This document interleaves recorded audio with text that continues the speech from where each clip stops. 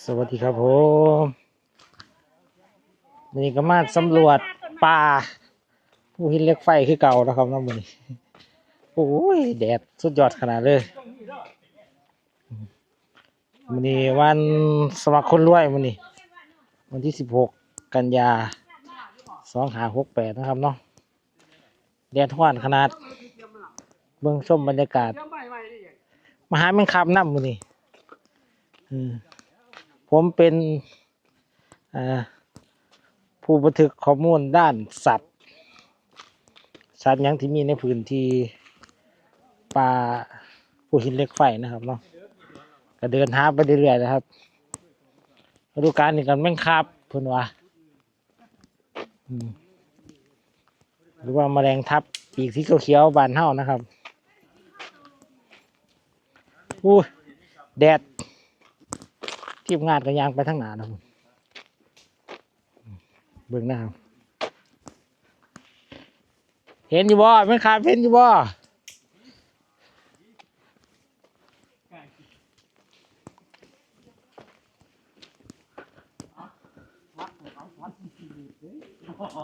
ไก่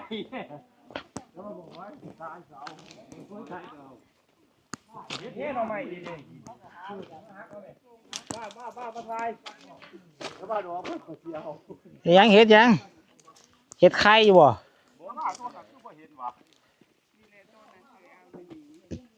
เห็ดยังล่ะนะ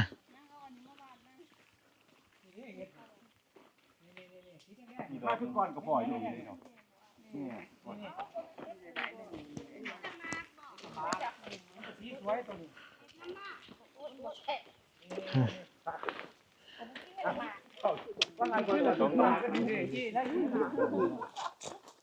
เห็ดโป่ง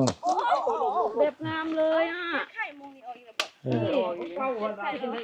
โอเคเลย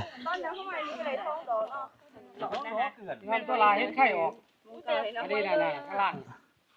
อยากจะทานก็ได้วัดบันทึกเร็วๆเห็นหน้าเห็นตากันน้ำแน่เขาไม่ยาวเดียวดีครับเบิ่งสุดมองเก่าก็บ่ต้องวาดจุลินทรีย์หันที่ไม่มีค่าตัวเก่าเก็บเอาแต่เห็ดกับพ่อ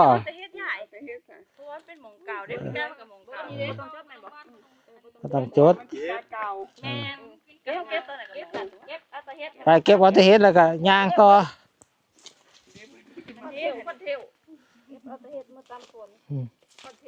เพราะว่ามีอันเก่ามาโอ้ให้ยังโดนนะให้เฮ็ดละมือแกงมีมันเก่าบ่ฮอดตอนทำลูกเจ้าเก็บเขาสิพาขึ้นบ่ฮอดมื้อนี้มาย่างออกกำลังกายเฮาเก็บเบิดละสัตว์เฮากลุ่มสัตว์มื้อนี้เฮ็ดลังเลอันนี้เด้อเขาเป็นป่าเด้นั่งเด็เฮ็ดไข่ด้วยนั่นแหละบ่มันเป็นหินเฮ็ดดินเฮ็ดหญ้าเฮ็ดลังเดะนั่นแหละนี่เฮ็ดลังเลอันนี้เฮานี่นี่คัดนี่โอ้นี่ก็แม่นี่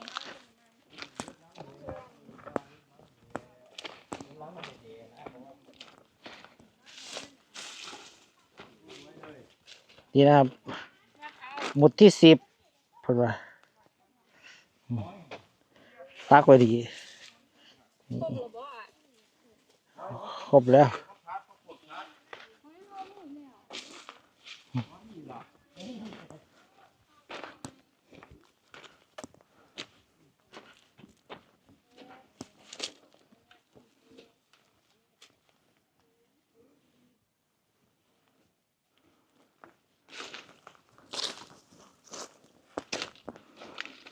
ฮ้อนขนาดเลยฮ้อน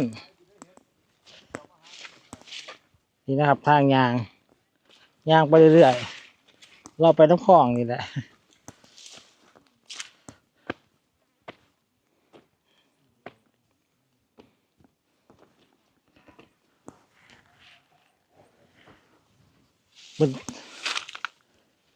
มันนี่ก็บ่เหงานะครับมันนี่เนื่องจากคนมาหาเห็ดหลาย